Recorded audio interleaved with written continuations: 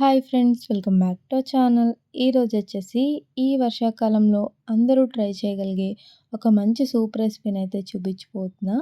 ఇంట్లో ఉండే ఇంగ్రీడియంట్స్ తోటే ఎంతో టేస్టీగా, యమ్మీగా 5-10 మినిట్స్లో చేసుకోగలిగే ఈ సూప్ రెసిపీని అయితే మీరు కూడా ట్రై చేసి మీకు ఎలా వచ్చిందన్నది కామెంట్ చేసేయండి.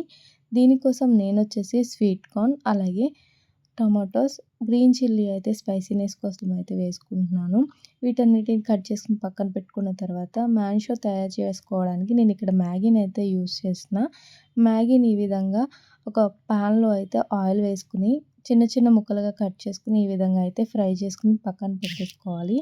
ఇది బాగా మాడకుండా కొంచెం క్రిస్పీగా, అలాగే గోల్డెన్ కలర్ వచ్చేటప్పటికి ఇవి ఒక ప్లేట్లోకి తీసేసుకుని పక్కన పెట్టేసుకుని, ఇదే ప్యాన్లో మనం ముందుగా కట్ చేసుకున్నటువంటి వెల్లుల్లి చిన్న చిన్న ముక్కలను అయితే వేసుకుని ఈ విధంగా కదుపుకుంటూ ఫ్రై చేసుకున్న తర్వాత దీంట్లోనికే గ్రీన్ చిల్లీ, అలాగే స్వీట్ కార్న్ వేసేసుకుని ఈ విధంగా ఫ్రై చేసుకుని దీంట్లోనికి కావాల్సిన వెజిటేబుల్స్ కూడా వేసుకోవచ్చు. నేనైతే ఇక్కడ క్యాప్సికమ్ అయితే వేసుకుని కొంచెం సాల్ట్ వేసుకుని మగ్గించుకున్నాను. ఇది ఇలా మగ్గిన తర్వాత పక్కన పెట్టేసుకుని వేరొక ప్యాన్లో మనకు కావాల్సిన టమాటోస్, అలాగే స్వీట్ కార్న్ని కూడా మళ్ళీ మగ్గించుకునే ముందు ఒక బిర్యానీ ఆకు కావాల్స్తే షాజీరా కానీ జీలకర్ర కానీ వేసుకోవచ్చు.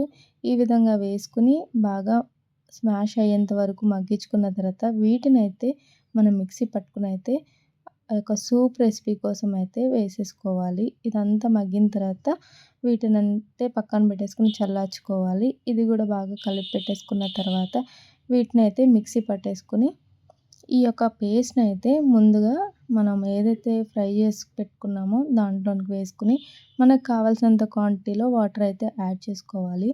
ఇలా వాటర్ యాడ్ చేసుకున్న తర్వాత కొంచెం హై ఫ్లేమ్లో పెట్టేసుకుని బాగా మరిగించుకోవాలి.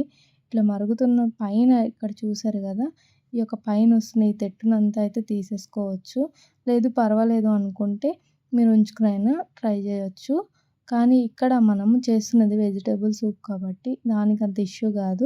ఒకవేళ నాన్ వెజ్ సూప్స్ ఏమైనా ట్రై చేస్తే కనుక ఖచ్చితంగా పైనున్న ఈ యొక్క తెట్టునైతే తీసేసుకోవాలి. ఎందుకంటే ఆ యొక్క బోన్స్లో ఉండే ఏదైనా వేస్ట్ మెటీరియల్ ఉంటే అదంతా దాంట్లోంచి బయటకు వెళ్ళిపోతుంది అన్నట్టు. చూసారు కదా, కార్న్ ఫ్లోర్ కూడా ఈ విధంగా కలిపేసుకుని వేసేసుకుని లాస్ట్లో మ్యాగీ మసాలా ఏదైతే ఉందో అది హాఫ్ స్పూన్ వరకు వేసుకుని ఈ విధంగా బాగా మరగబెట్టుకుని ఇప్పుడు టేస్ట్ చూసుకుని అయితే దీన్నైతే ఇట్లా సర్వ్ చేసేసుకోవడమే. నేనైతే చాలా బాగా ఎంజాయ్ చేశాను. మీరు కూడా ఎంజాయ్ చేసి మీకు ఎలా వచ్చిందన్నది నాతో కామెంట్ సెక్షన్లో కామెంట్ చేసేయండి. ఇలాంటి మంచి వీడియోల కోసం మన ఛానల్ అయితే సబ్స్క్రైబ్ చేసేసుకోండి. Thanks for watching.